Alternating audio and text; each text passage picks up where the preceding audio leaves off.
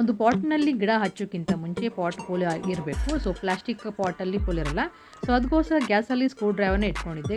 Screw driver ಕೂಡ ಬಿಸಿ ಆಯಿತು. ಈಗ ಎಲ್ಲ ಪಾಟ್ನಲ್ಲಿ ಈ ಥರ ಹೋಲ್ ಮಾಡ್ಕೊಳ್ತಾ ಇದ್ದೀನಿ.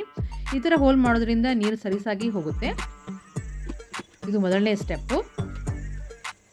ಎಲ್ಲರ ಮನೆಯಲ್ಲಿ ತೆಂಗಿನ ನಾರು, ತೆಂಗಿನ ಚಿಪ್ಪು ಕೂಡ ಇರುತ್ತೆ. ಅದನ್ನು ಕೂಡ ನೀವು ಕಲೆಕ್ಟ್ ಮಾಡಿ ಇಟ್ಕೊಳ್ಳಿ. ಸೊ ಮೂರನೇ ಸ್ಟೆಪ್ನಲ್ಲಿ ಪಾಟ್ನಲ್ಲಿ ಹೋಲ ಇರೋದ್ರಿಂದ ಅದಕ್ಕೆ ಮೊದಲು ಒಂದು ಕಲ್ಲನ್ನು ಇಟ್ಕೊಳ್ಬೇಕು. ಈ ಥರ ಮಾಡೋದ್ರಿಂದ ಮಣ್ಣು ಹರಿದು ಹೋಗೋಂಗಿಲ್ಲ. ಸೊ ಮೊದಲನೇದಾಗಿ ಕಲ್ಲನ್ನು ಇಟ್ಕೊಳ್ಬೇಕು. ಆಮೇಲೆ ತೆಂಗಿನ ಚಿಪ್ಪನ್ನು ಹಾಕಬೇಕು. ಇದರ ಮೇಲೆ ತೆಂಗಿನ ನಾರನ್ನು ಹಾಕ್ಕೊಳ್ಬೇಕು. ಕೊನೆಯದಾಗಿ ಮಣ್ಣನ್ನು ಹಾಕಬೇಕು.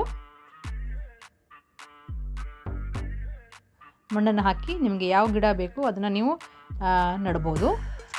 ನಾನು ಇಲ್ಲಿ ಮನೆಯಲ್ಲಿ ಸ್ನೇಕ್ ಪ್ಲ್ಯಾಂಟ್ ಇತ್ತು. ಸೊ ಎಕ್ಸ್ಟ್ರಾ ಇನ್ನೊಂದು ಸ್ನೇಕ್ ಪ್ಲ್ಯಾಂಟ್ ಇರೋದ್ರಿಂದ ಇದನ್ನು ಈ ಥರ ಹೋಲ್ ಮಾಡಿಕೊಂಡು ಸ್ನೇಕ್ ಪ್ಲ್ಯಾಂಟ್ ಹಚ್ತಾ ಇದ್ದೀನಿ.